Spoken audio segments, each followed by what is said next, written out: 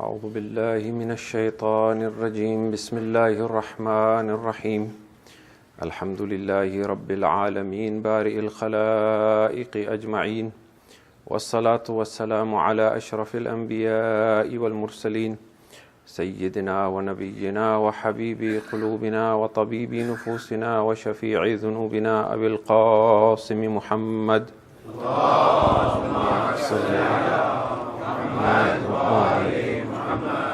ثم الصلاة والسلام على آل بيته الطيبين الطاهرين المظلومين ولعنة الله على أعدائهم أجمعين من يوم عداوتهم إلى يوم الدين.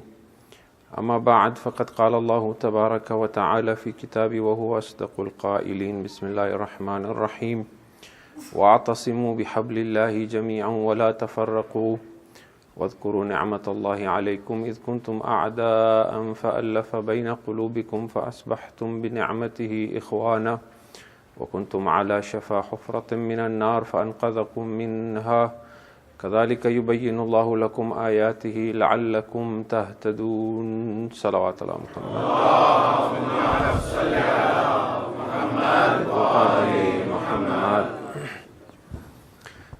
As we come towards the end of this series on Orthodox Islam, tonight we want to begin our discussion with first talking about whether Islam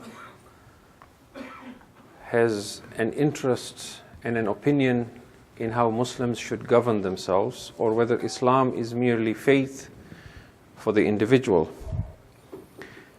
The actions that we have seen so far from the past caliphs, in, for example, how immediately after the passing away of the Prophet ﷺ, they changed some of his policies and some of the rules within Sharia. And then in the later caliphs, the Umayyad and Abbasids, in how they lived a life contrary to the life of the Prophet ﷺ in building palaces and living like kings, suggests that Muslims may have been fooled into having this belief and idea that religion was a personal matter and it was a private matter. The government of all these different periods was seen as supporting Islam and upholding its values by building mosques and by providing social services. But in reality, Muslims and Islam was used for their own intentions and growth. It was used, for example, to justify invading other lands in the name of jihad, in order to gain access to more natural resources in those other lands and to collect taxes from the peoples of those other lands.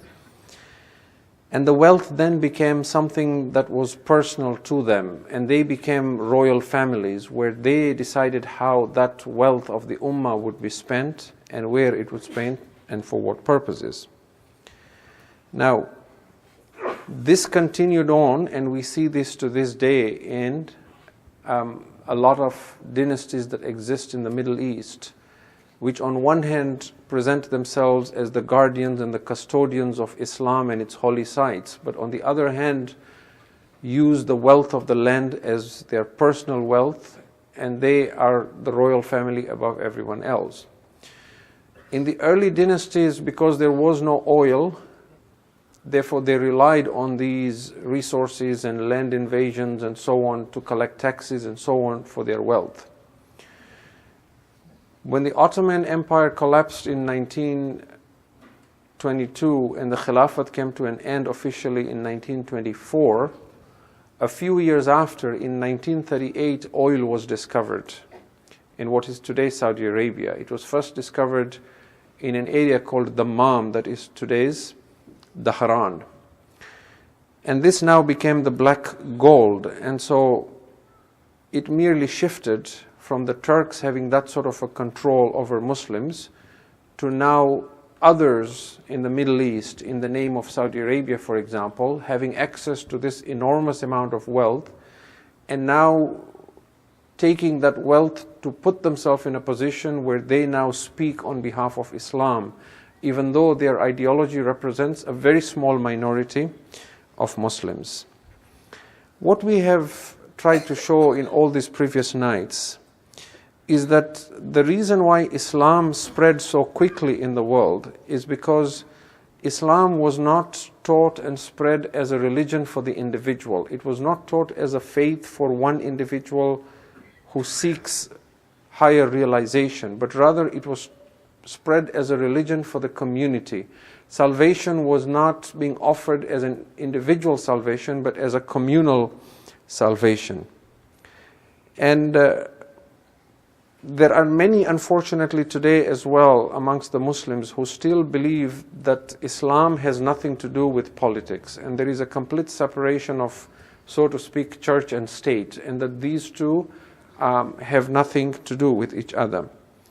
As an example, the first Prime Minister of Iran after the revolution of Iran in 1979, Mahdi Bazargan, he was an individual who held this opinion that the purpose of the mission of all the prophets was to teach people about the afterlife, to teach people how to become more spiritual, and to teach people about God.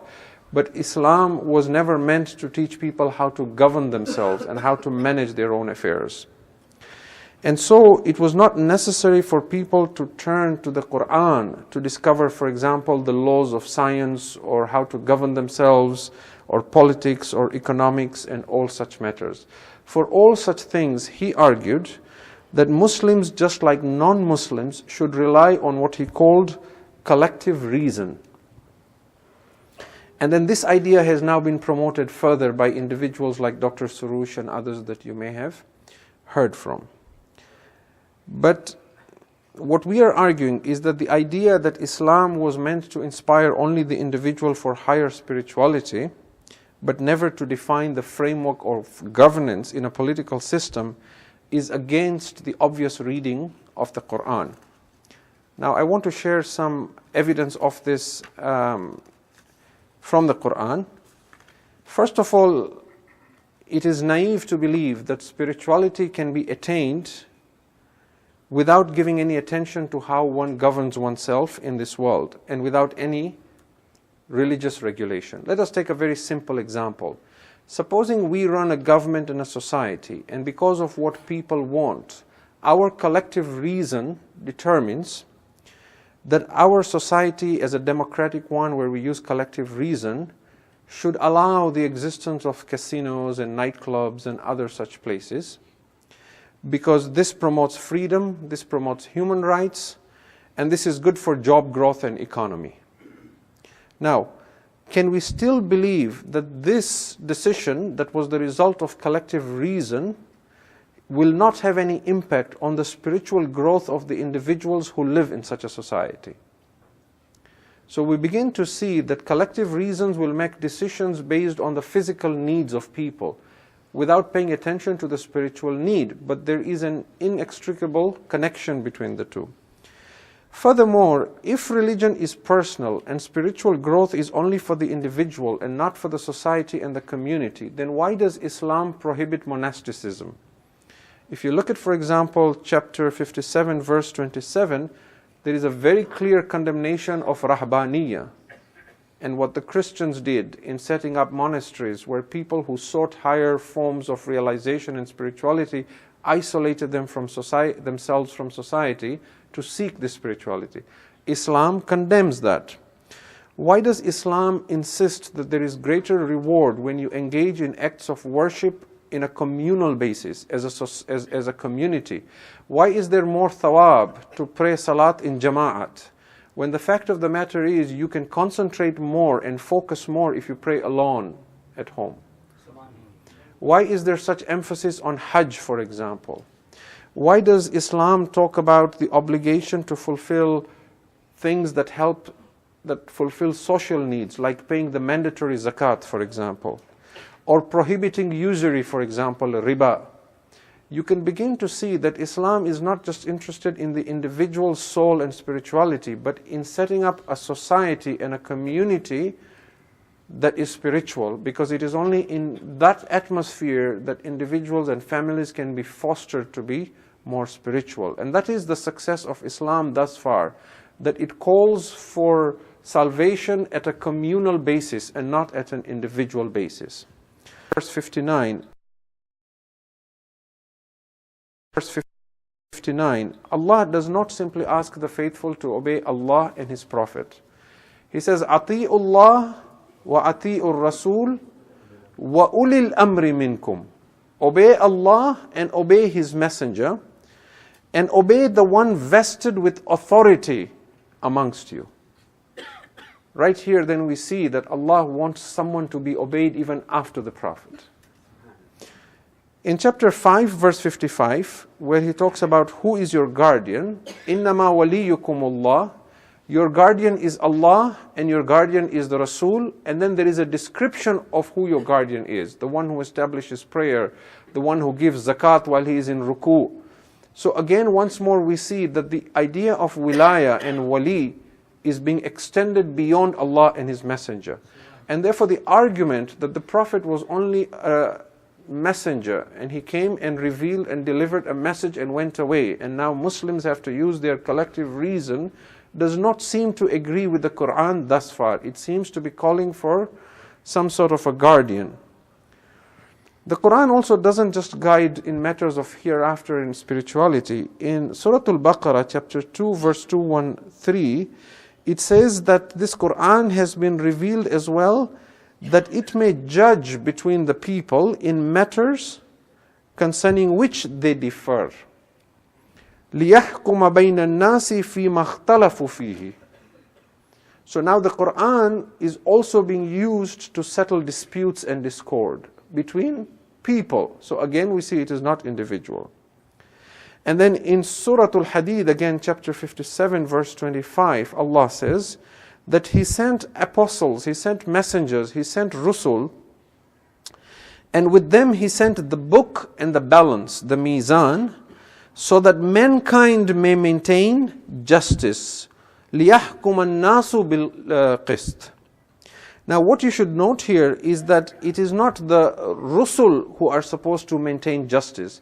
He sent the messengers with the book and the balance so that people may establish justice. So people are now being asked to establish a society that is just. And then again, we see that if Allah had no opinion in how people govern themselves, then He wouldn't, for example, have said in chapter 2, verse 205, condemning those who have authority and are unjust. He says, those who, if they were to take authority, they would cause corruption in the land, and they would ruin the crop and the stock, and Allah does not like corruption. He's talking about people who, if they were given authority, they would cause fasad on the earth. So you begin to see that there is this constant theme again and again. Those who have faith are being told that be maintainers of justice. كُونُوا قَوَّامِينَ بِالْقِسْطِ. Even if it is against your own selves. وَلَوْ عَلَىٰ أَنفُسِكُمْ. This is again in chapter 4, verse 135. And then I mentioned this verse before in one of the previous nights in Surah Al-Ma'idah, chapter 5, verse 8, where Allah says, وَلَا يَجْرِمَنَّكُمْ شَنَآنُ قَوْمٍ عَلَىٰ أَنْ لَا تَعْدِلُوا اِعْدِلُوا هِيَ أَقْرَبُ لِلتَّقْوَى. Do not let your hatred for other people drive you to become unjust. Be just always. That is closer to being God-weary. So there is this constant thing about justice. And then finally in chapter 11, verse 85, Allah says, observe fully the measure and the balance with justice, and do not cheat people of their goods, and do not act wickedly on the earth, causing corruption. So we begin to see that the Quran now ties the individual salvation and success in the afterlife directly with upholding just and God-conscious society on the earth.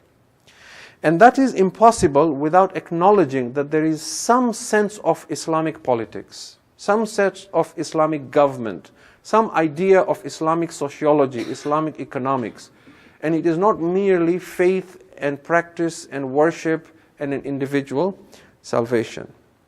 Now, it is true that most of the verses of the Quran are not about laws, and most of the verses of the Quran talk about spirituality and the afterlife and calling towards God. And the fuqaha tell us that there is about 500 ayats of Quran that are called ayatul ahkam, verses on the laws and the sharia. And in a Quran that is over 6,000 plus verses, this is a small number. But this number as well is very still very supportive and significant in suggesting that there is sociopolitics and science in the Quran, and that Islam does care and does have an opinion about this. Now, we have mentioned last night that where Muslims failed was in striking a balance between one extreme and the other extreme, between reforming Islam and reviving Islam, between that, so to speak, Mu'tazili leaning and Ash'ari leaning, between wanting change in a very liberal manner and modernity versus being very strict and literal in interpretation of the Quran. And the solution lies in between, in trying to extract and plumb and mine from the Quran principles on whose basis a society can be established that can still adopt modern ideas without being disloyal to the values of Islam and the Sharia. So for example, if we were discussing in modern times the establishment of a government, and we were trying to decide, should this government adopt democracy or communism or socialism, or should it be a theocracy and a religious and an Islamic republic and so on, we can still talk about having some sort of collective reason that will argue and say, for example, in a country like Iraq, the majority are not Shia, so you can't potentially set it up as you set it up in Iran. Or in another country, Muslims are, for example, a minority, so you can't set it up in that sense as well. So that collective reason of how should we govern ourselves can still be there. But along with that, there could still be this idea that we don't jeopardize the principles and the primary mission of the prophets who came, because their primary aim was for humanity to attain salvation. And as we have said, Islam's mode of trying to give human salvation is collective and is communal. Now, I want to now jump to another subject here that is related to this, to say that when we look at society today, we find that our societies are absent of God. God has become a private matter in all faiths and religion. You will see yourselves as well when you go out to work in the corporate world, when you work outside, you hesitate to talk about religion and God, isn't it? Because people look at you funny. The moment you talk about God, they think of you as being a zealot or a crusader or a jihadist or somebody like that. You might be talking about the love of God, but it is no longer acceptable to talk about religion. On the other hand, there is, in this godless society, there is a lot of a sense of individualism, and science is considered to be God. There is a lot of faith in science and what it provides us and what it discovers. Now, for most people, religion now plays a very small role. A lot of people you will meet, for example, may have been born to Christian families, and they might tell you, I'm spiritual, but I'm not religious, or I don't follow organized religion. There is a history of how science came to be so important in our lives, and religion came to be so insignificant in human societies, and particularly in Western societies. There was a time when Muslims were the leaders in science. And then, as we said last night, because of their backwardness in thinking, refusal to learn foreign languages, refusal to use the printers to print their books and so on, they were taken over by the Europeans, and the Europeans now became the masters of science and invention. In Europe, there was a history of the church persecuting scientists. You've all heard, for example, of the Roman Catholic Inquisition and so on. And eventually there was a backlash that led to this separation of church and state. There was a time when people always believed in God. And in fact, if you read the history of natural sciences, you will see that the early scientists in Europe were actually very religious people. Right? Nobody would normally pay you most people would not accept even any sum of money as wage to go out and stand in a lightning storm and fly a kite with a key just to, try out some scientific experiment.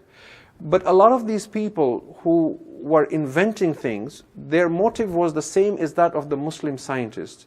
They wanted to prove the power of God. They wanted to prove what they found in the Bible. They wanted to prove through those scientific discoveries that God does exist. It is the opposite now where scientists will use science and research to prove God does not exist. But the early scientists, particularly if you study the history of natural sciences, you will see their aim was to actually prove that actually there is God. Now, a lot of disillusionment with religion was because science, as science progressed, it constantly was comparing itself not to all the religions of the world, but specifically to Christianity. And ideas such as there was a physical God sitting up on the heavens, some old man with a big white beard looking down at the earth, or the idea of God taking a physical form and coming onto the earth, it seemed fantastic and unbelievable to most people as they progressed in science. Many scientists in the early days were risking their lives if they were to suggest that the earth was the center of the universe or that it was not flat and so on and so forth. As philosophers progressed as well, they were dwelling on subjects like epistemology, and they were asking questions like, what is knowledge?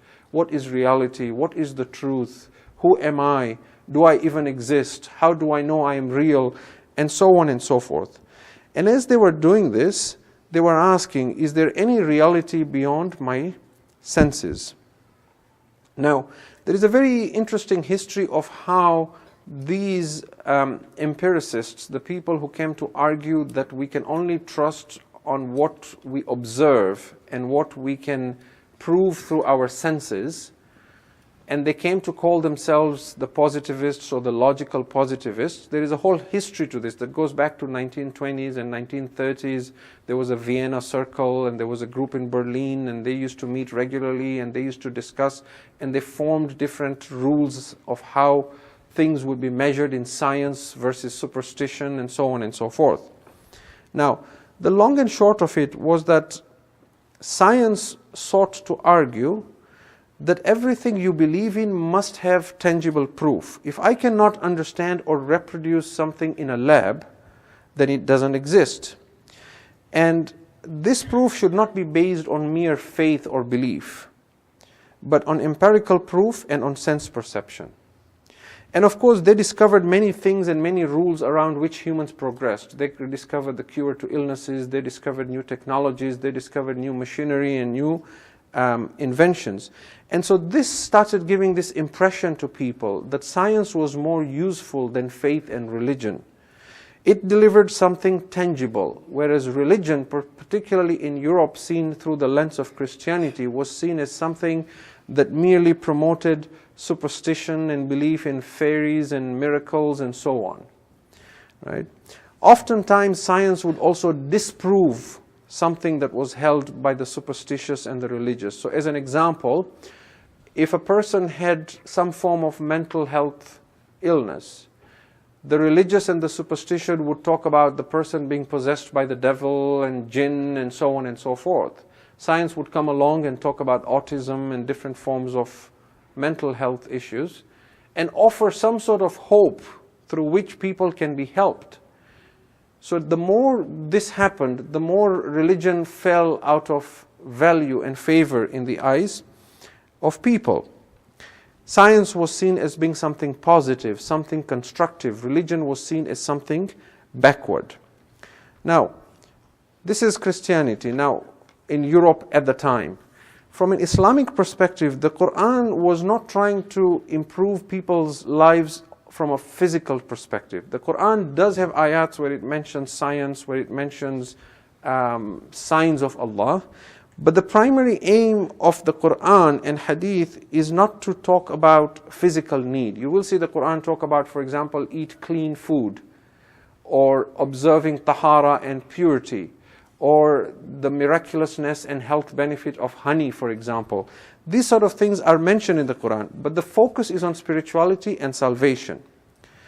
The idea in the Quran is to uphold justice, to help men fulfill a destiny that transcends this world. This is because, from an Islamic perspective, the existence of this world is temporary. And this existence is also an animalistic one, and it is a very short journey in compared to the ultimate journey of one gaining higher consciousness of one's creator. Now, Besides that, Islam also holds the belief that whatever humans need for their whatever they need for their physical needs, they will discover themselves sooner or later. So given enough time, men will learn even how to go to space. Men will learn how to cure illnesses. So the Quran does not spend a lot of time telling humans how to go to space, or how to cure this illness or that illness, or how to build buildings and so on, because humans will learn this as they interact with their physical world. On the other hand, humans have no access of knowing the unseen world, that which is beyond their senses. So the Quran focuses on that which humans will not be able to discover through experiment and through observation and through testing and trial and so on and so forth. So the Quran now focuses, for example, on bringing a realization in human beings that there is a life after death. Or for example, that there is a spiritual existence and a soul you possess besides your physical existence. Or for example, that whatever actions you do in this world has a consequence on your soul. And these affect an eternal existence after you live a short life here for 6, 7, 8, 9 decades on this planet. Now, as I said, in the early days, Christianity was opposed to science, and anyone who suggested anything that opposed the Bible risked their life. And this gave rise to the idea that you cannot have both. You cannot have science and religion. You would have to choose. Either you be the religious kind who says the earth is flat and the earth is the center of the universe, or you be the scientific, blasphemous kind, the heretic who believes in science and does not believe in religion. And this gradually then gave emphasis to atheism and agnosticism. And people who weren't sure, they said, I'm agnostic. I'm not made up my mind. Does God exist or does he not exist? So I'll just leave it at that. It was easy to ignore religion because its relevance was not seen in people's daily lives. The church tried to recover in some degree by, for example, not talking about hellfire. If you look at the Bible, there are verses that talk about hellfire, but you will be hard-pressed today to find any church that on a Sunday will deliver a sermon and frighten people with hellfire. They will only talk about love, for example, of God, right? Now, people began asking questions when they were initially hearing of all these verses about hellfire. Now they were taking control in their hands, and instead of submitting to a higher power, they were challenging it and saying, for example, I don't like being threatened. What kind of a God is this that threatens me? If God says to me, you have to do this, otherwise I'll put you in the fire of hell, that's like a man putting a gun to my head and saying, you have to do this, otherwise I'll shoot you. Well, go ahead and shoot me, because what's the value of believing or doing something when I'm not convinced? You're merely forcing me to do it. So that sort of an attitude was taken, and it was now easier to be anti-religion. You just needed enough people to start saying this, to build enough support so that now you could publicly proclaim these sort of ideas. Islam, and particularly the madhab of the Ahlul Bayt alayhim salam, had a different understanding. Allahumma salli ala Muhammad wa ala Muhammad. The Ahlul Bayt alayhim salam taught that Allah is the only reality, and man is in a constant journey towards this reality. Hellfire was not something that Allah picks you and puts you in the fire of hell. Rather, it was something that you end up in when you move away from complete consciousness of your Creator. It is a place where you feel complete absence and you have no consciousness of your God. In other words, your actions translate and transform into a reality in which your soul will then abide. Or to put it differently, it is in your hands and it is you who creates your heaven or your hell. So it is not Allah who punishes you. Allah, on the other hand, is constantly seeking to bring you towards Him and to give you higher consciousness and awareness of Himself, because that is where you will find a deep sense of tranquility, and that is where you will find inner peace and eternal bliss. And that is why you see now the Quran constantly saying, وَمَا ظَلَمُونَ وَلَكِنْ كَانُوا أَنفُسَهُمْ يَظْلِمُونَ. When they sinned and when they rebelled, it was not us that they were harming, but they were only harming themselves. And there are other verses of the Quran where Allah says, we will give you nothing but your actions back to you on the day of judgment. And we will say, this is what you did. So, Unfortunately, this perspective of religion, this idea of God, was not present. There are some groups in Muslims, such as the Wahhabis, who subscribe to an anthropomorphic idea of God, that God is a physical existence, that He is physical and every Thursday night He comes down and so on and so forth. But for the most part, Muslims do not believe in this idea of tajassum. Now here let me say something, that even though scientists and atheists in particular will give you the impression that they hold themselves very strictly to science and to not believing in anything without proof, the reality is that when you probe hard enough, you will see that they also are not as scientific as they make it out to be. And that people buy into it because they don't see an alternative and they completely identify with their physical existence, so they think science is the new God. But if you probe hard enough, you will find that a lot of scientific, quote-unquote scientific evidence is actually based on faith. Perhaps I'm putting it too simplistically, but just this morning I was looking at an article that was saying what is the difference between religious faith and scientific faith. And the person was trying hard to argue that scientists and atheists don't go along on the basis of faith. He said, well, religious faith is like when you as a Christian say that Jesus was born of a virgin birth, which is impossible. Or when you as a Muslim say that the Prophet Muhammad went up to the heavens on a horse that was winged, for example. He says there is no way for you to prove this. So it is just based on faith. But science, when they say the grass is green, they explain why it is green. When they say the stove is hot, they can explain why it is hot. Now, here there is a very unfair comparison because these are very simple things that don't require tremendous amount of scientific proof. But supposing a scientist tells you things like, we found ice on a planet that is billions of light years away. You now believe this and you don't question it at all. When the Quran talks of a miracle, you say, I wonder if that actually happened. But a scientist tells you billions of light years away, we found ice on a planet, you don't even doubt it for a moment. Because we have all bought into this idea that science is right and everything else is not as accurate as science. A lot of scientific experiments is only based on studies and trials. So let us take an example.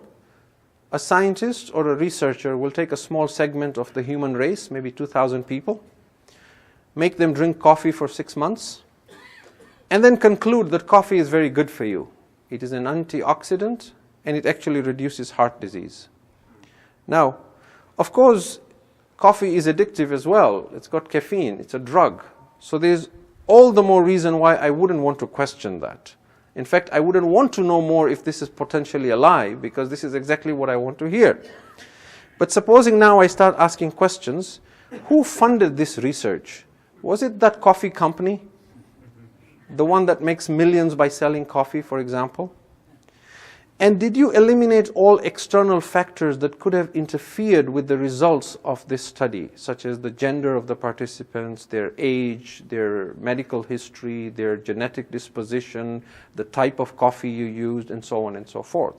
And they do admit that they try and eliminate all these factors, but there may be factors that they may not be aware of. So science, when it defends itself, what it says is, it says when we tell you something as a scientific truth, it's just a conjecture. It's our best guess at this point. And we are constantly experimenting again and again. And when we have a better conjecture, we will replace it with another guess that we think is better. And that will be the new scientific truth. And therefore, when I tell you as a scientist, this is the truth, I leave a door open to say I may be wrong. But if I correct it, you will have the same level of conviction on the new truth that that is true. And so I can go back and forth every day and tell you this month coffee is bad, next month coffee is good. This month eggs is bad, next month coffee is bad. This month orange juice is bad, next month is bad. But I'm constantly doing research and I'm allowed to do that conjecture.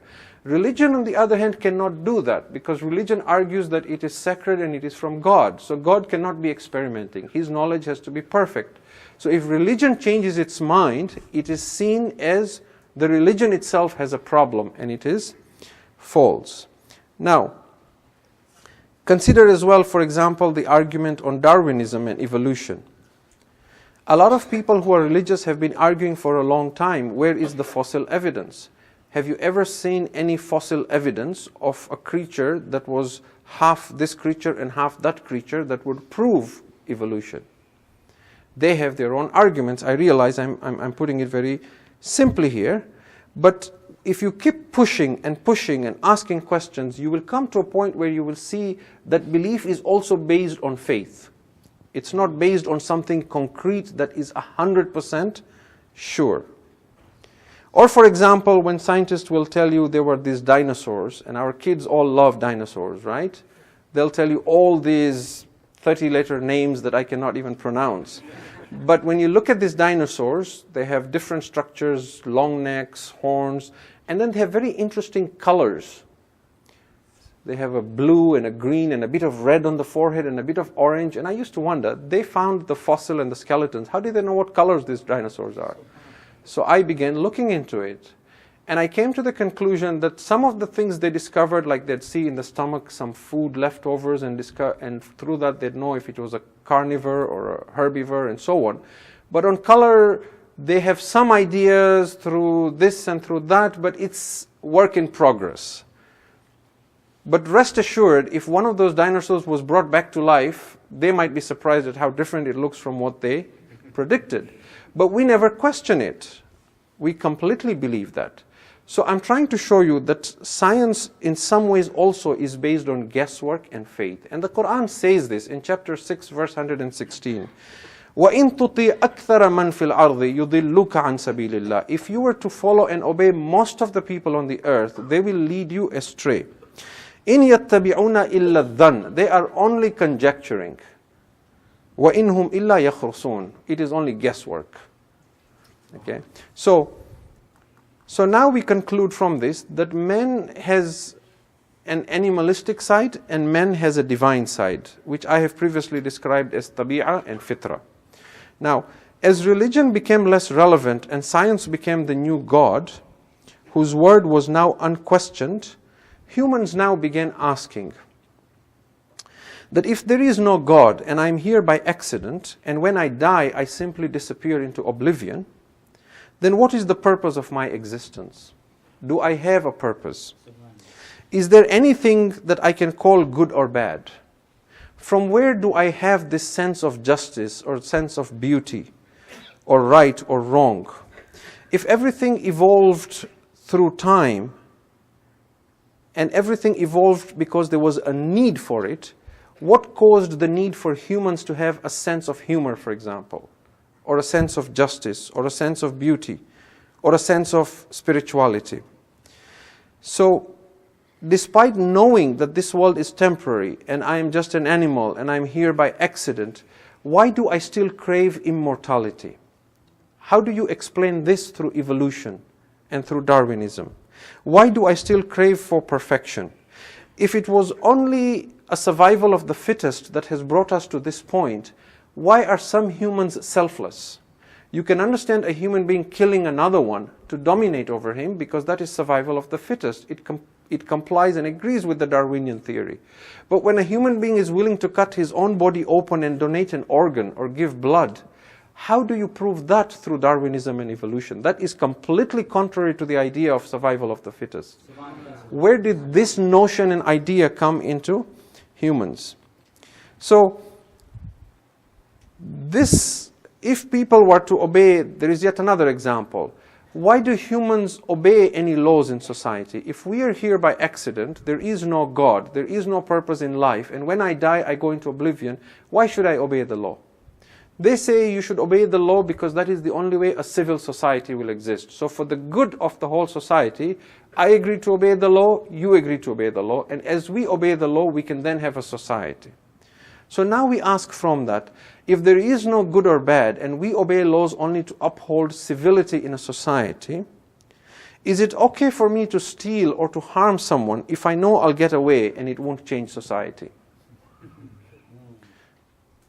Supposing I walk into Walmart and I sneak out a chocolate bar and I eat it without anybody seeing. It doesn't change anything, right? Because there is no accountability. Once I die, I disappear. It's oblivious.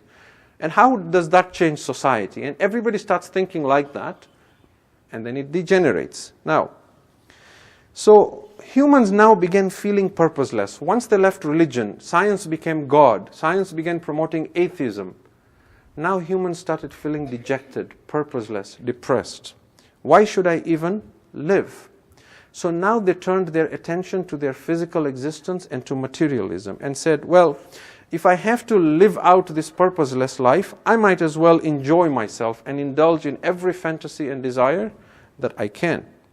So now life became all about the pursuit of pleasure and wealth and comfort and luxury and wanting fame and controlling others so that I always have the upper hand.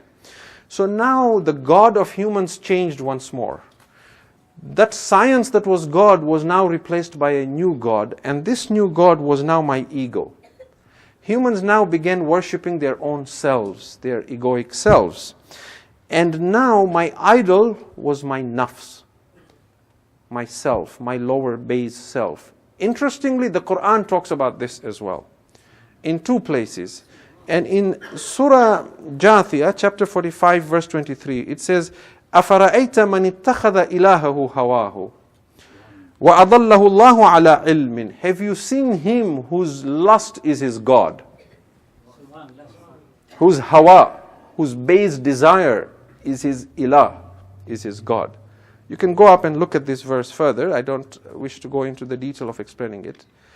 But man's fitra, man's divine nature was still not agreeable to this. It still screamed that I don't want to be seen behaving like an animal whose only preoccupation is pleasure. If I'm going to be preoccupied with pleasure and greed and materialism, I want validation for it. I want to be admired for it.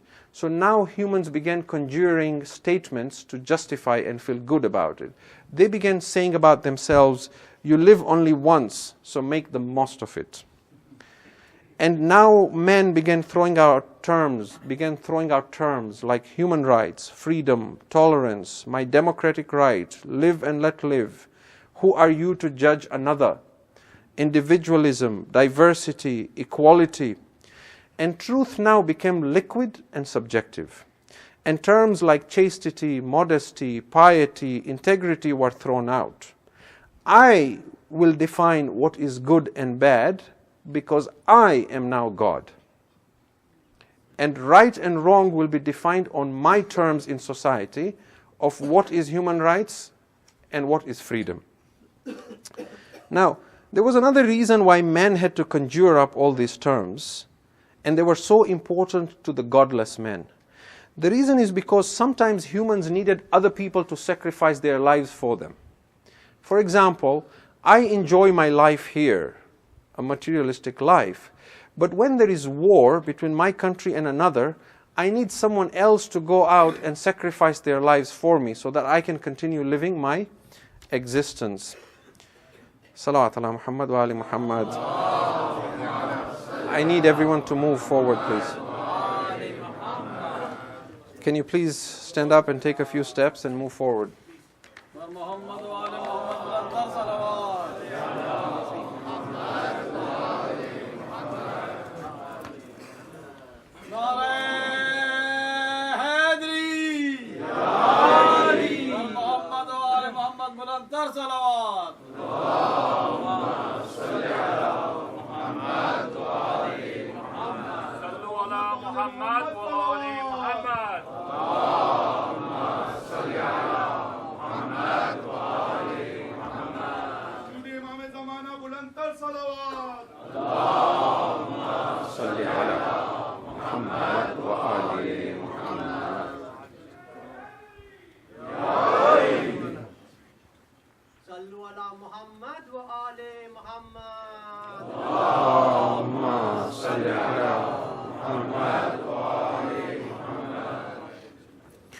Now, if you ask a soldier to go out and give his life for the country, based on that same idea of having evolved from apes and survival of the fittest, it doesn't make any sense. We are all trying to survive.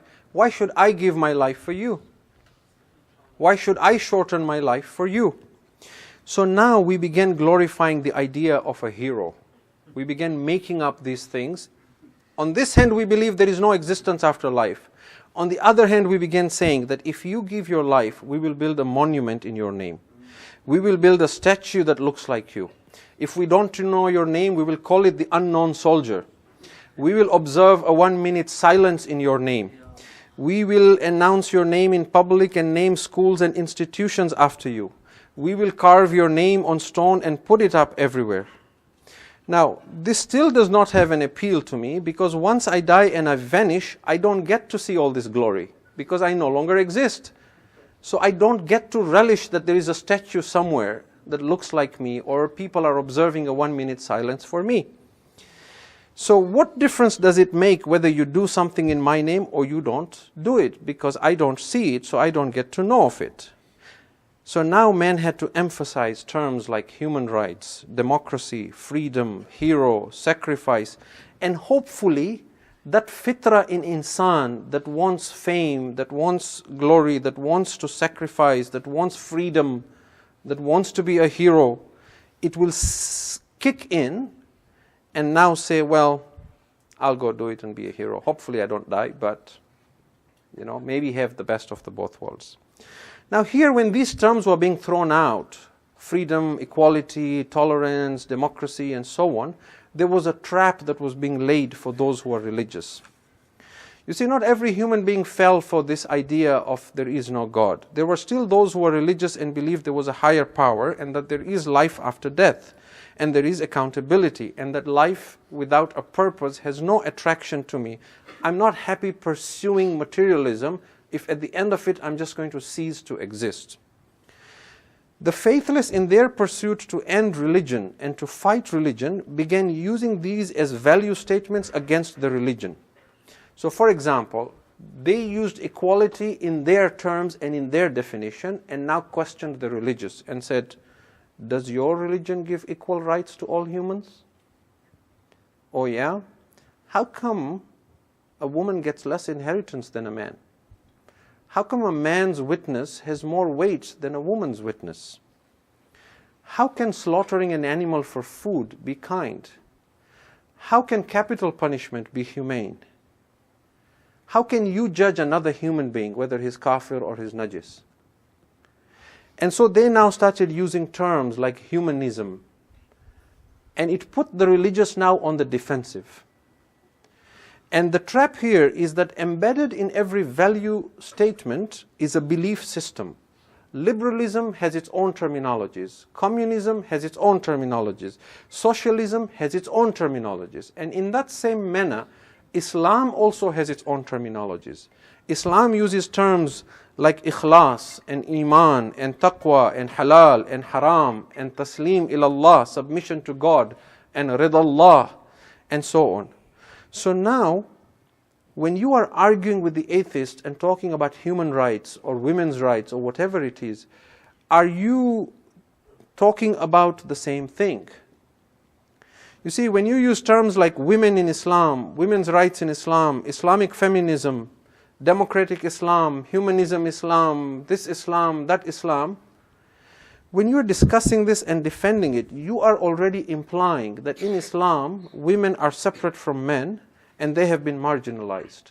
And that in Islam, women, when the fact of the matter is that in Islam, women were oppressed before Jahiliyyah. Today, it is true that women are oppressed in some countries where the majority are Muslims, such as Afghanistan, for example. But that is not religion, that is culture. How do we know that? We know that because if you look at women in Egypt, or in Iran, or in Indonesia, or in Africa, where there are a majority of Muslims, you don't see that sort of oppression on women. If it was Islam, then the woman in Iran, or Egypt, or Indonesia should have been as oppressed as the woman in Afghanistan. So you have to then begin separating the two. Women will compete with men in these countries on an equal level for opportunities. The media has its bias in portraying that hijab, for example, is forced upon women and it restricts them, and that women don't have the same rights as men. So what we need to be cautious of first and foremost is that Terms like equality, human rights, etc., they are laden with belief systems. And the first discussion that you would need to have with someone who has a different belief system is that, what do you understand by the word freedom? What is human rights in your definition? What do you mean when you say humanism?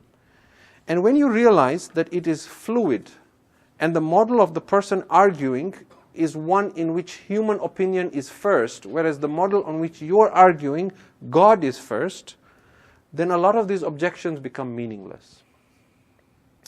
Now, Muslims, to no exception of other faiths, as soon as they were faced with this crisis of a society that is godless, they immediately broke into two groups. One, as we discussed yesterday, was the modernists, the Mu'tazilite types. The other was the fundamentalists, or the Ash'arite types. And these were the ones who saw everything black and white as us versus them, Muslims versus the rest, or versus the West. Now, I want to very quickly talk about these two groups, and I don't know if I will cover everything tonight, but if I don't, I will continue on Monday. The modernists said, well, these statements that are being thrown at us, like feminism, humanism, freedom, empirical proof, bioethics, and so on, are good points, and we need to address these. We must show science that religion is actually better than science, and we can use the same arguments. So we are now going to start writing books to show that the Quran already talks about all these things, and that all the science discoveries and proofs you have, the Quran already talked about it before. But now there is a problem here. Science can change its opinion. So once you have argued that this scientific discovery is in the Quran, when science changes its opinion, then what do you say now about the Quran? Because now you are on the defensive, trying to prove something that you don't have to. Now,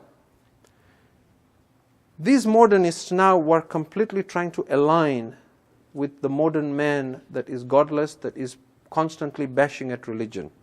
They now began saying that, well, we should only use the Quran as a guideline, but we should use our collective reasoning to identify the truth, so that we are still Muslims, but we conform to science and modernity.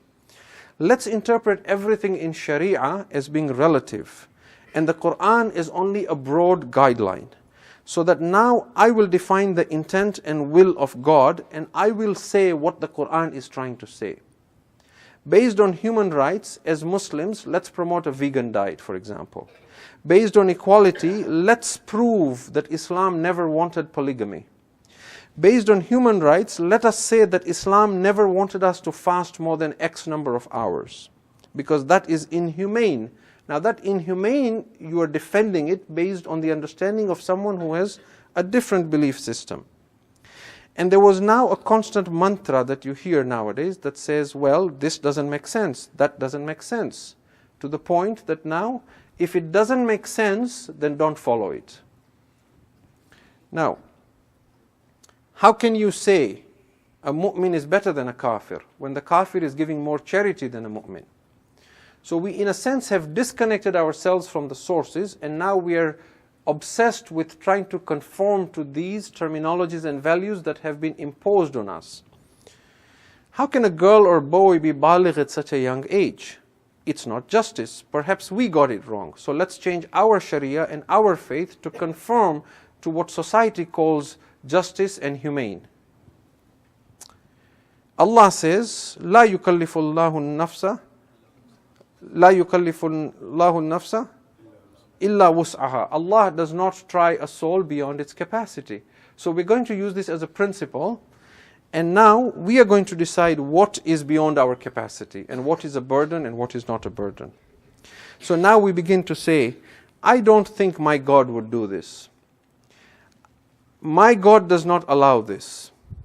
The God that I worship does not say this.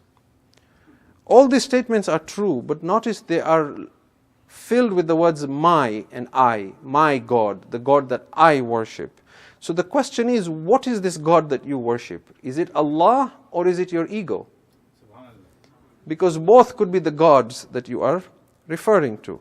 And so we keep defining and redefining religion. And this now takes us on a slippery slope. And I will allude to this again on Monday when I talk about what I see as a prediction of where Islam will be in the West 20 years from now. if we continue along this path.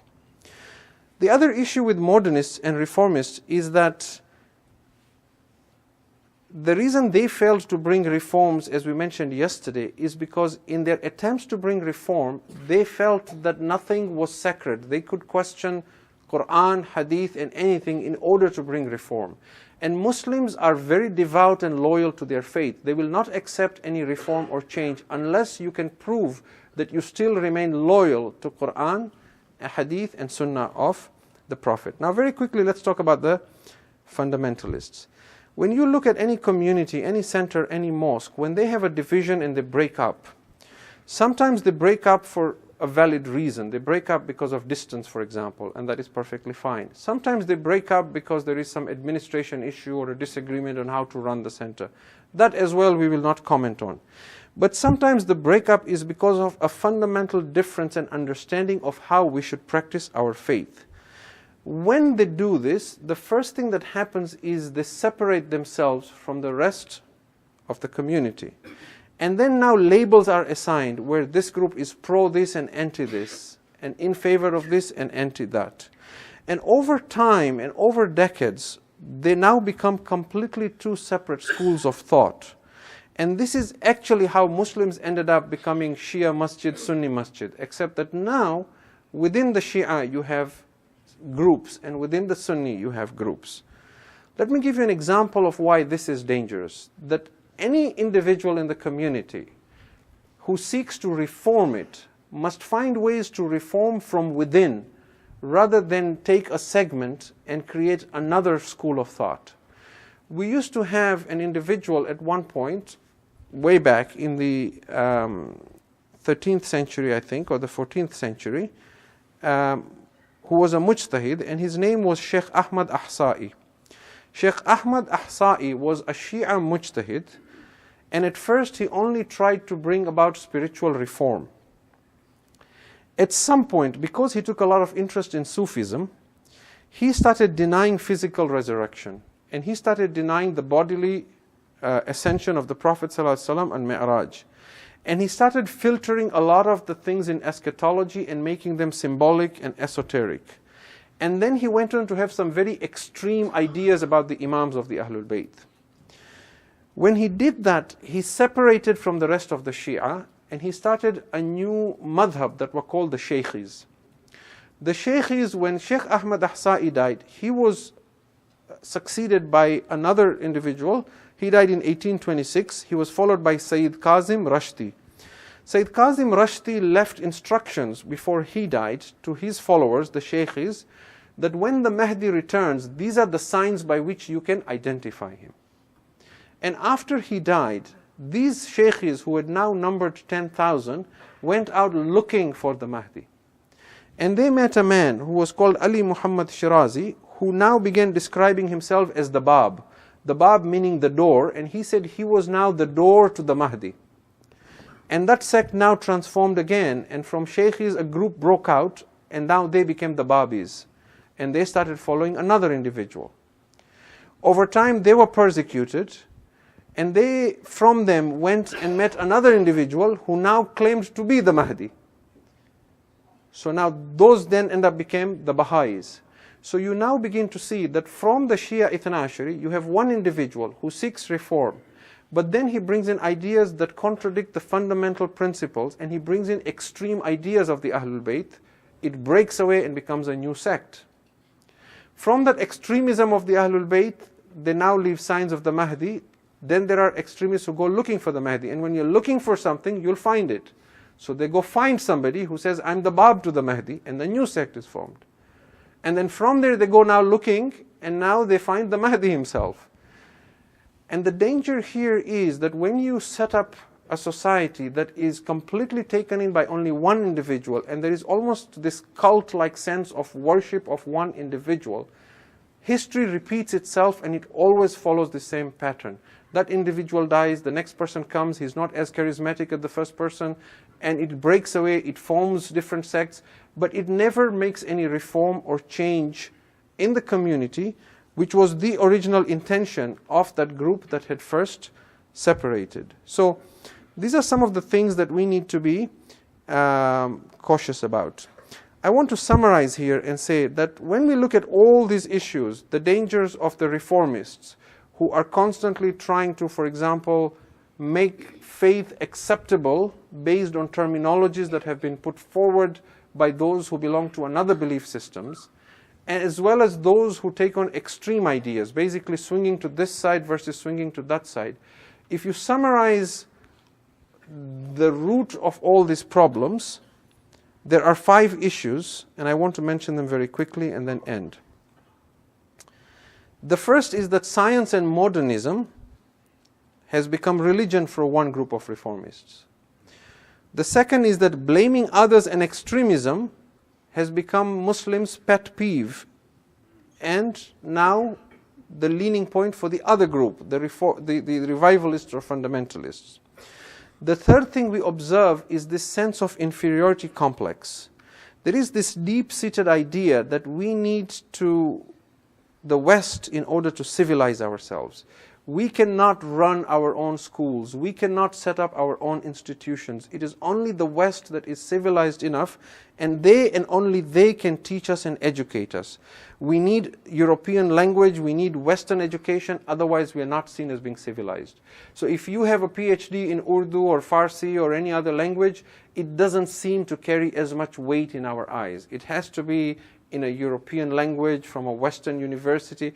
Even if that Western university has a school in the Middle East, we value sending our children to the West because our idea is that is the only place where you can find the quality of education.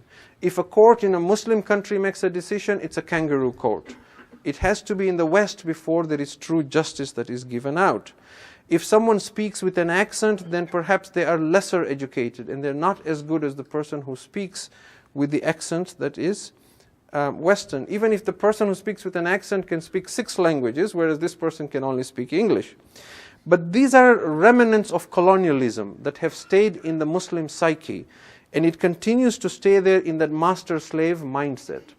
Kemal Ataturk of Turkey had tried this experiment. When he tried to modernize Turkey and force women to remove hijab and go out to work and remove Arabic script and replace it with a Latin script, and constantly trying to be part of the European Union even later, they never got what they want, and in the end there was only humiliation. خَسِرَ الدُّنْيَا وَالْآخِرَةِ.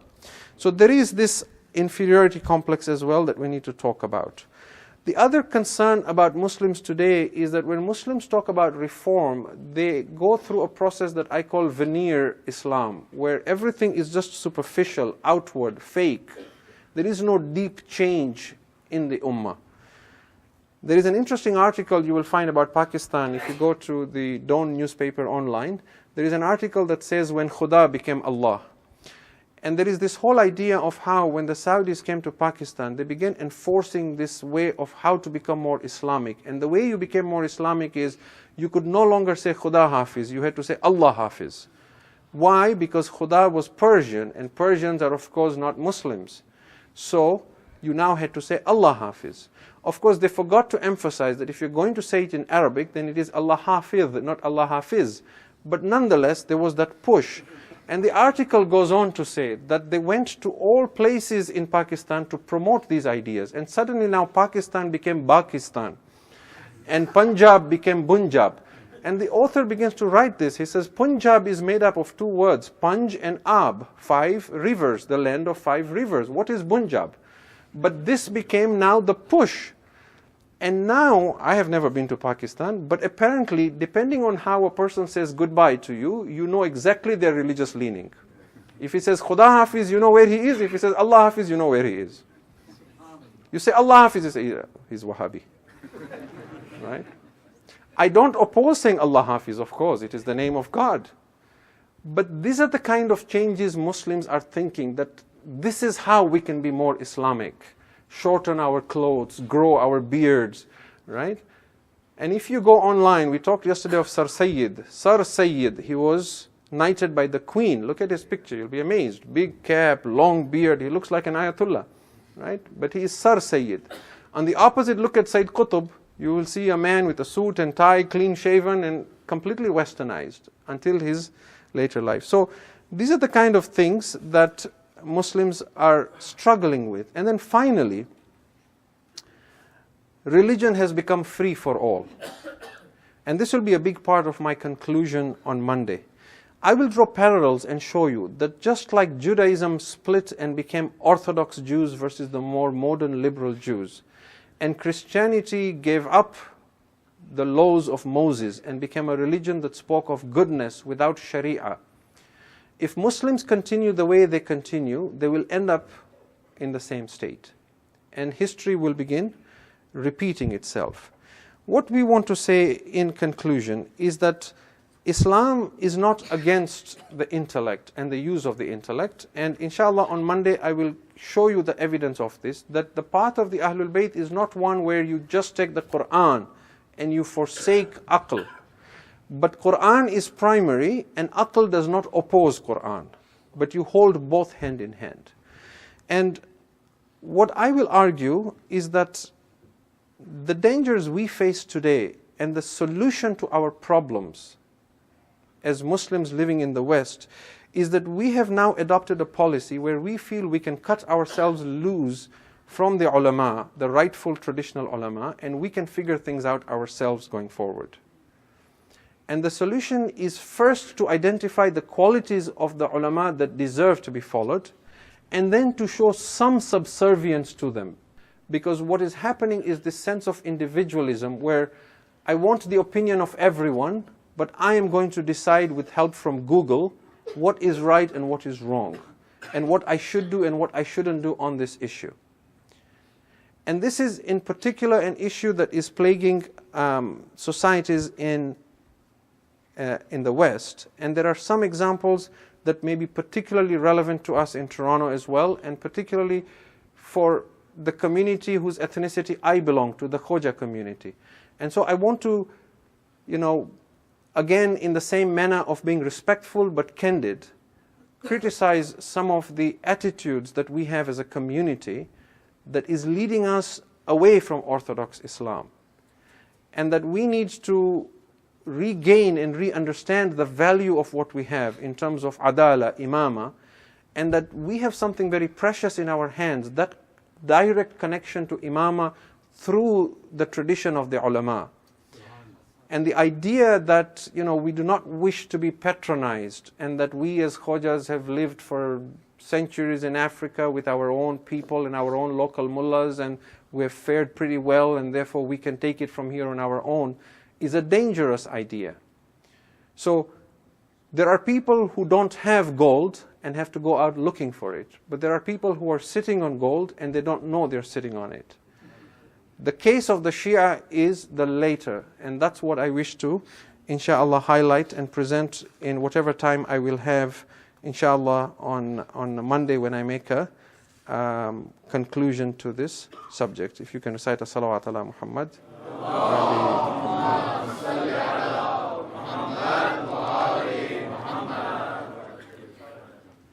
One more salawat ala Muhammad.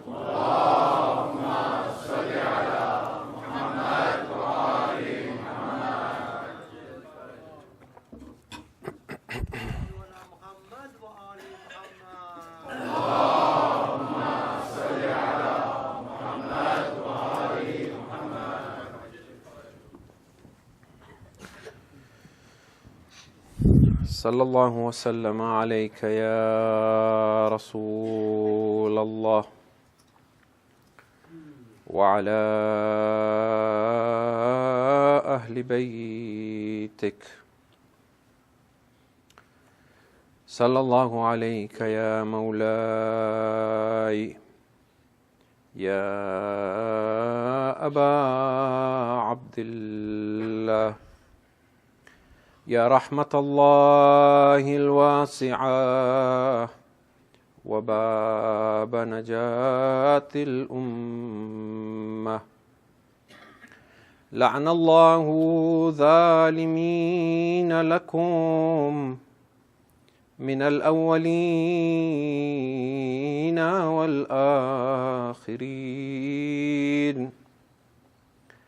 ما خاب والله من تمسك بكم وأمنا من لجأ إليكم فيا ليتنا كنا معكم سيدي فنفوز فوزا عظيما. ليلة عاشوراء، ليلة مصيبة. Tonight and tomorrow night there is a qiyamah in the house of Zahra alayha salam. The historians narrate that on the 9th of Muharram, Ibn Ziyad sent the most wretched man in command of an army to Karbala, and his name was Shimr dhul Jawshan. He was to be the second in command. When he came to Umar ibn Sa'ad, he presented a letter from Ibn Ziyad, and the letter said to Umar ibn Sa'ad that you have been in Karbala since the 3rd of Muharram, and you are having discussions with Hussein and writing to me letters asking me for a way out so that you still have the province of Ray but you don't kill Hussein. I have now sent Shimr with this army. You must immediately force Hussein to either surrender and come to me and pledge allegiance, or you must fight him and kill him. And if you are not willing to do this immediately, then you must hand over power and control to Shimr dhul Jawshan. When Umar ibn Sa'ad read this letter, he said to Shimr that I know this is your doing and it is you who instigated this letter. But I swear by Allah, I will kill Hussein, but I will not give you power and control. So he immediately sent a small troop to the camp of Hussein, demanding either surrender or go to battle. At this point, we are told the sun was already beginning to set on the 9th of Muharram. When Imam al-Hussein found out that there are soldiers armed and ready to fight coming towards his camp, he called his brother Abu al-Fadl al-Abbas, with whom he always addressed with utmost respect, and said, "Binafsi anta ya akhi, may I be sacrificed for you, my brother Abbas. Go see what they want." Abu al-Fadl al-Abbas goes and speaks to them, and they present him this letter. Now look at the jalal of Abbas. Abu al-Fadl al-Abbas commanded such awe even in the enemy that if he drew a line in the sand, nobody would move as long as that line stood there. So he told them not to move and said, "Wait until I return." He comes back, he speaks to Imam al-Hussein. Imam al-Hussein says to Abbas, he says, "Go back and tell them that Hussein is asking for one more night, because Hussein loves to worship his Lord and he wants to spend this night in the ibadah of his Lord."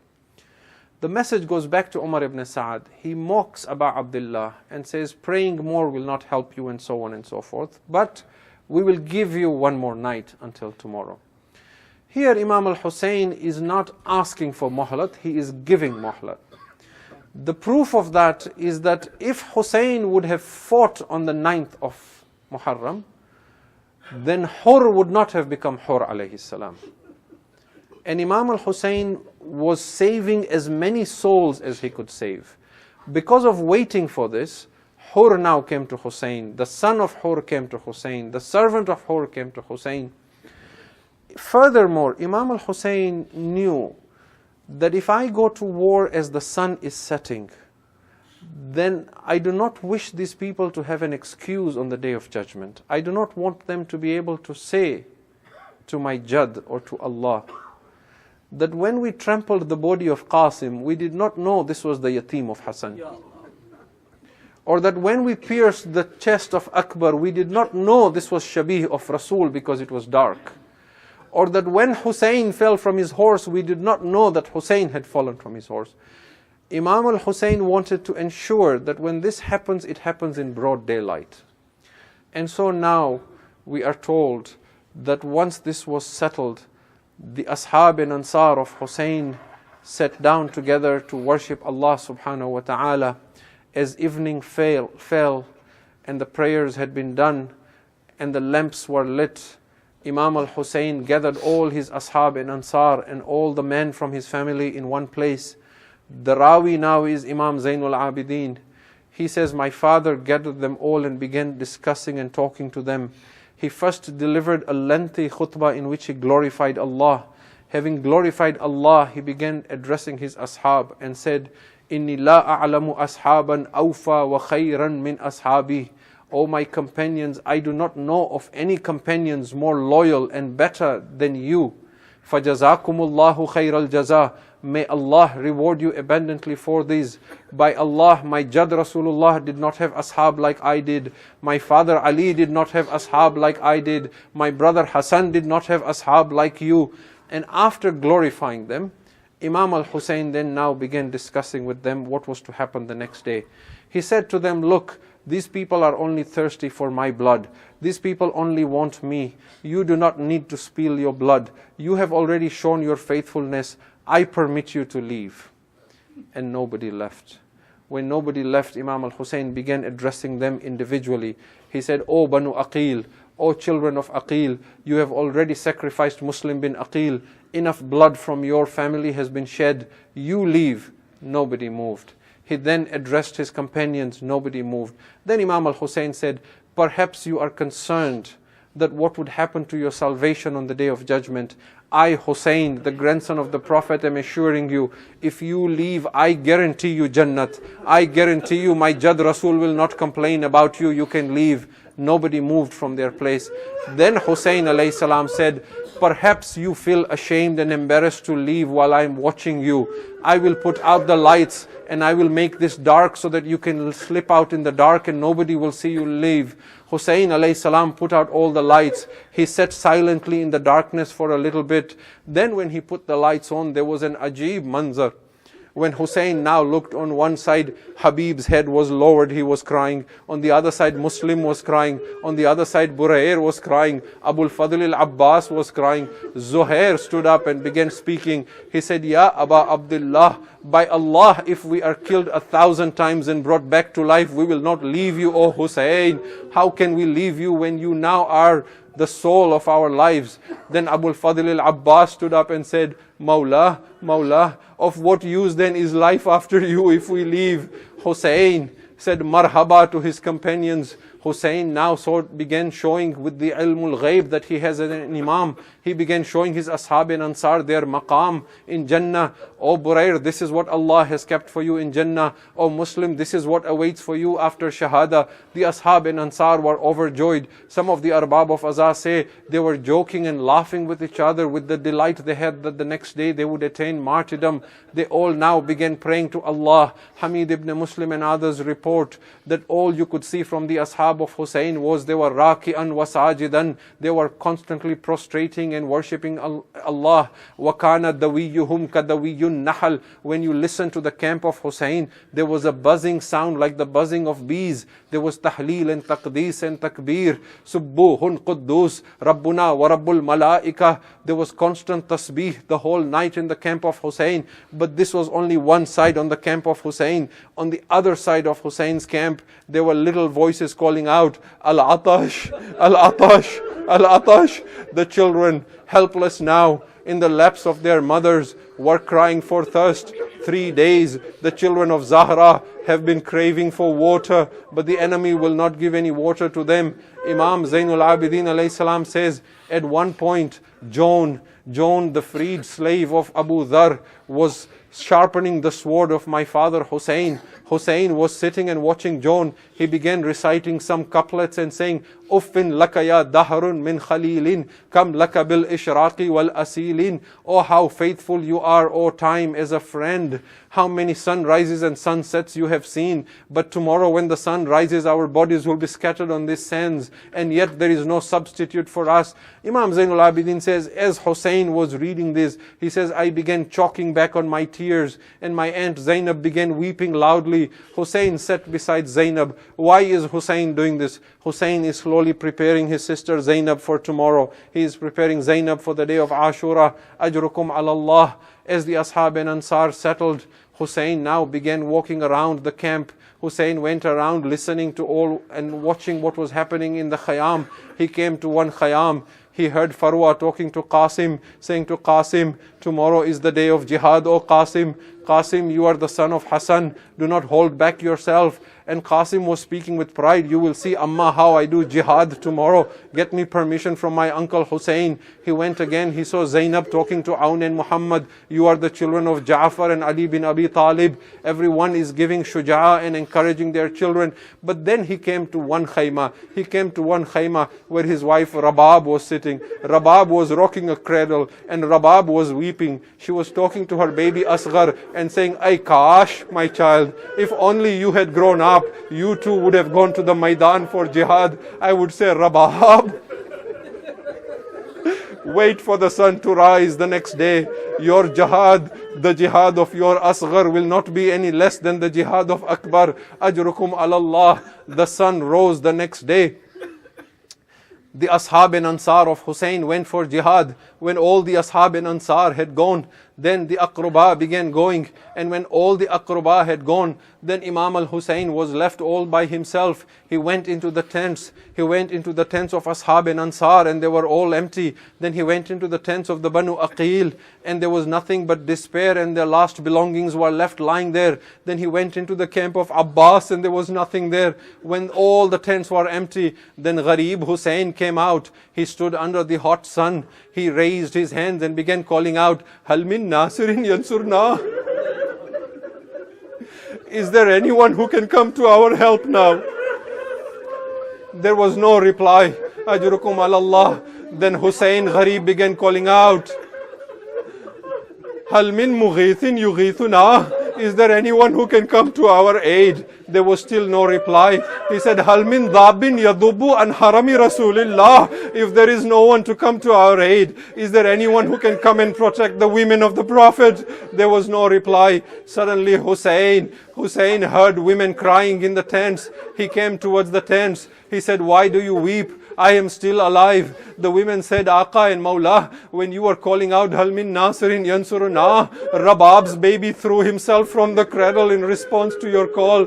But Hussein began to weep. He said, bring my son to me. I will take him to the Ashqiya. Perhaps they will give him a few drops of water. Now look at the ghurba of Rabab. When Rabab heard that Hussein is going to take his Asghar, he thought, perhaps if I make my child more beautiful, perhaps if I adorn my child, the enemy will show more mercy on him. Rabab put a new dress on Asghar. Then Rabab put kahal on the eyes of Asghar. Then she wrapped him in a swaddle cloth. Then she gave the baby to Hussein. Aqa and Mawla, take my child and quench his thirst. Hussein took his baby and turned towards the Maidan. The enemy saw Hussein was now coming with something wrapped in his abah. They thought Hussein has brought the Quran. Hussein has come and asked for truce. Back in the Khayyam, Rabab stood outside watching. I told you on the night of Qasim, there were two mothers who stood outside to watch their children when they went to the Maidan. One was the mother of Qasim, the other was the mother of Asghar. But there was one difference between Farwa and Rabab. When Farwa stood outside, she knew Qasim was not going to come back. Rabab had no idea that her child will not come back. She was simply waiting to receive her baby back. Hussein came before the enemies. He opened his abah. They saw he is holding a baby. He began addressing them and saying, Ya qawm, qad qataltum akhi wa ashabi wa awladi, fama baqiya ghayra hadat tefl. O people, you have killed my Abbas, you have killed my ashab, you have killed all my children. There is no one left now except this baby. He is thirsty for 3 days. Can you not spare some water for him? My Jad Rasulullah will reward you. There was no reply. Then Hussein began saying to them, O people, we have committed wrong in your eyes. What sin has this child committed? Again there was no response. Then Hussein said, perhaps you think if you bring water, I will drink some water. Come, you give water to this baby. Again there was no reply. When Hussein saw nothing moved them, he began asking them, "O people, is there no sahib-e-awlad amongst you? Is there no one amongst you with a child who will show mercy on this baby? Ajrukum alallah, ajrukum alallah." Imam al-Hussein had an older daughter called Sakina. On the night of Sham-e-Ghariba, when Sakina's eyes closed, she had a dream. In her dream, she saw her father Hussein. Hussein said to his older daughter Sakina, "Sakina, when you go back to Medina, tell my Shia, Shiati, laytakun biyawmi ashura tanzuruni, kaifa astasqi lima'in fa'aba an yarhamuni." Oh my Shia, if only you had been with me on the day of Ashura, you would have seen how I was begging for water for my child. But they would not show mercy to the baby. Ajrukum alallah, ajrukum alallah. But then Hussein said, perhaps Asghar should show them his thirst.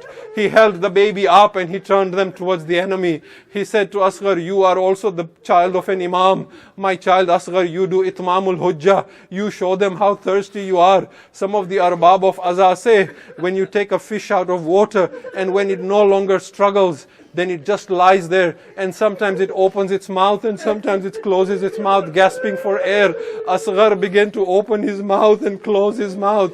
Then the little baby took his tongue out and he began turning his dry tongue on his dry lips, and as it moved, it was no less than Zulfiqar. It ripped through the hearts of the enemy. They turned their faces and began to weep. Some of them called out and said, "Yabna Sa'ad, if this baby is now not given water, another battle will ensue."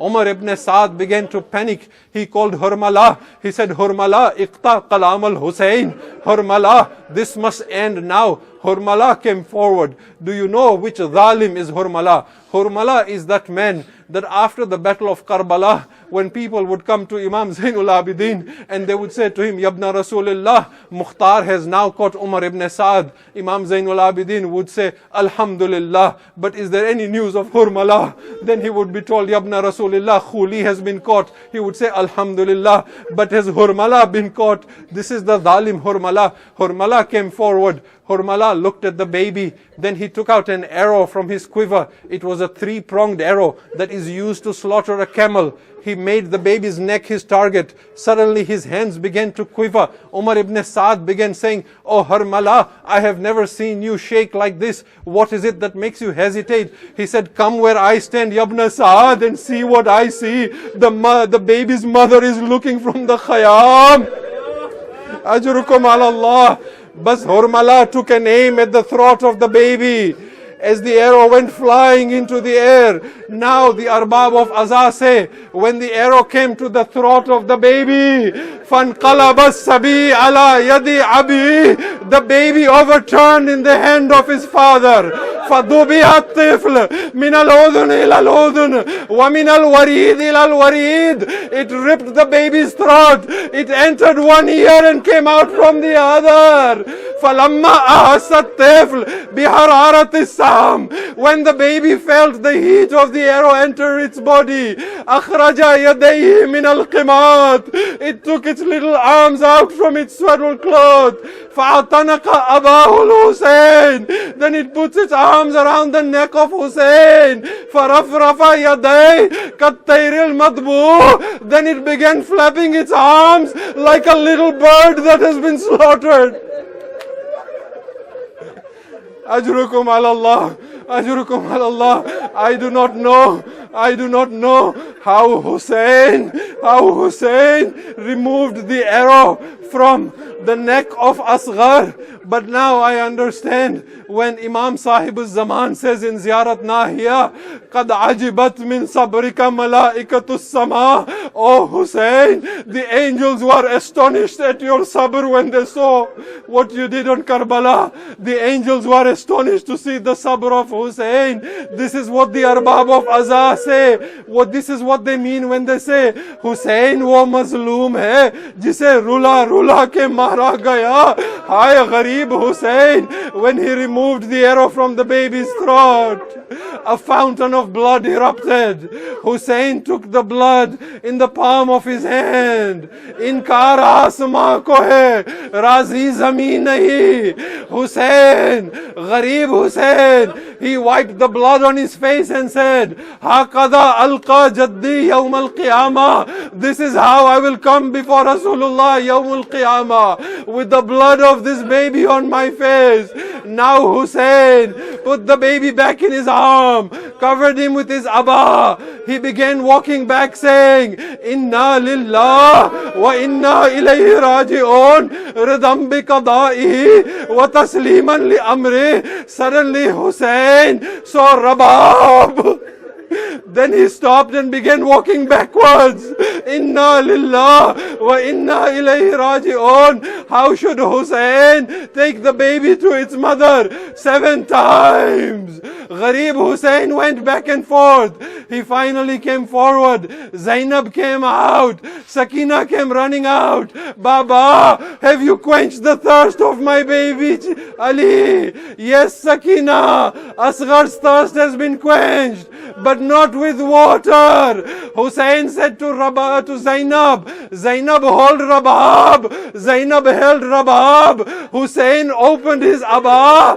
The Mu'arrikhin say, when Rabab saw her baby, she only said one thing and then she fainted. She looked at the baby's throat, then she said, Bunayya, Bunayya, amithluka yunhar. My child, our baby is like you, slaughtered like camels. Ajrukum ala Allah. When Rabab regained consciousness, Hussein took Rabab behind the tents. Hussein thought, if I bury this child, the mother will have some closure. Rabab held her baby. Hussein began making a small qabr with Zulfiqar. Then Hussein laid his child. They shed tears on the qabr instead of water. When Asra Ashur came, Umar ibn Saad said, where is the baby that we slaughtered? Men were sent behind with spears. Rabab kept watching. Her heart stopped when a mal'oon pierced a spear in the ground. When it came out, the baby was on the spear. Rabab began crying, my child, for what sin are you being slaughtered a second time? Wa ghurbata, wa walada, wa Husayna, wa asghara. Matame Hussein.